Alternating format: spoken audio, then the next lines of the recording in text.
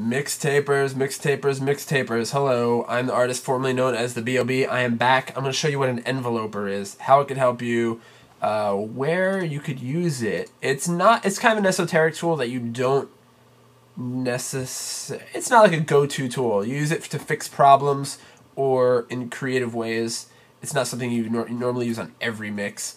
But being that a lot of you guys collaborate and probably a lot of you guys use loops, I think that this might help you. So I'm just going to throw it out there, and you know, I'm going to give you 2 freebies to download too if you don't have these types of plugins, and you can experiment with them because they're free. Okay, check it out. I got this electric guitar loop. Okay, I got this electric guitar loop going, and bass guitar loop, sorry. Bass guitar. And what I can do with an enveloper is I can increase the attack, which is like the picking noise, the initial strum, or I could increase or decrease it. So I can make it more pop punchy, or I can make it deader. And then I can also increase or decrease the sustain or release, it says here. And that will draw out the sound and make it like a little longer. So let me just mess around with that real quick. You see what I did there? It's a lot. See, you can see graphically what I'm doing. That's the attack. That's the initial. So that is making it a lot punchier. Maybe too punch. It's actually way too punchy now, but I'm just over exaggerating it. And I can bring it all the way down and make it real dead sounding, but it actually sounds good how it was. So I'm just showing you examples here. And you can do the same with the release, you know. It does very minimal stuff on here. But if we want to try that with sort of thing with drums, I got this drum loop over here. I'll leave that going. Okay, so I got this drum loop going, and I'm going to pull up a plugin called the Transient Monster, and I'm sorry I can't make this one bigger. It's by Stillwell Audio, and Stillwell gives away all their plugins as like trial versions. If you're going to use it in a commercial work, you got to pay for it. But you get the full plugin with a little nag screen for 5 seconds for free. So for you guys to learn on, their company is perfect. Like, go download their stuff. I'm going to put a link on the side for this called Transient Monster, and it's perfect for this kind of stuff.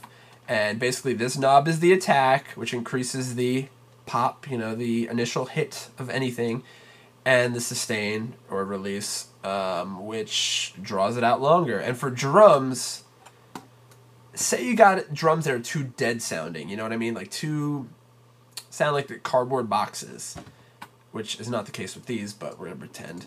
And I'm going to make it sound like a 70s drum kit with a room mic in the back. You know, that's just recording the drums on full blast. And it's going to sound awesome. And sometimes you don't want to do this to your initial sound. You could copy this drum sound, do this, and then mix it with the original.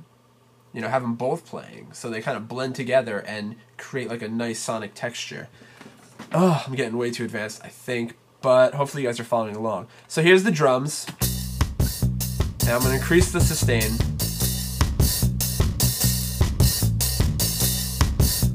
See, that sounds really cool. Let me go back to the original. Sounds cool. Let me increase the sustain.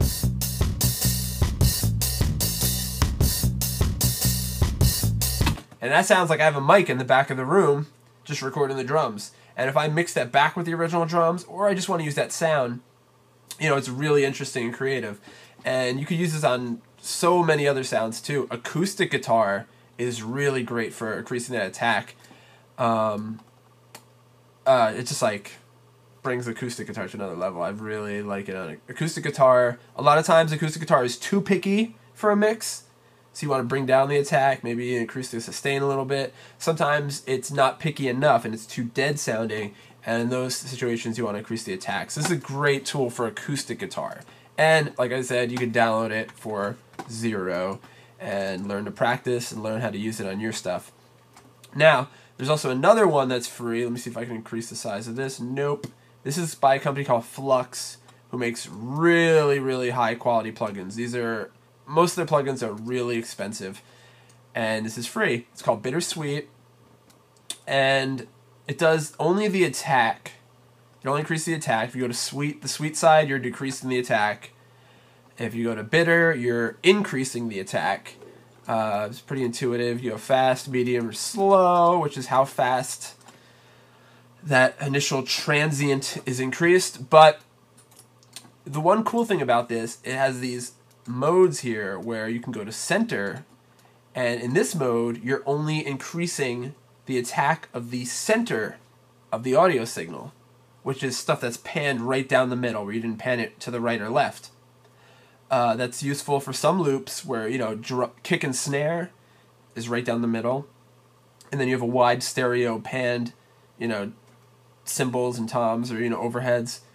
Then you can just increase the kick and snare. The same with, if you go to stereo, you're only increasing the attack or decreasing the attack of what's on the outsides of the stereo signal, whereas the stuff in the middle is untouched. Again, there's a lot of creative ways to use this, and, you know, you should experiment. And, you know, if you put on main, you're just doing it to the whole signal. And this is free as well, and it's really high quality, and I think you should get it as well, and put the link on the side. And I don't know, those are just some tips on how to use envelopers, and I think it's a really cool tool. Again, not to be used everywhere, but if you're using loops, and the loop is not exactly what you want, you can manipulate the loop this way and you know, add attack or sustain. And like, I made that drum sound like a vintage 70s drum sound really easily.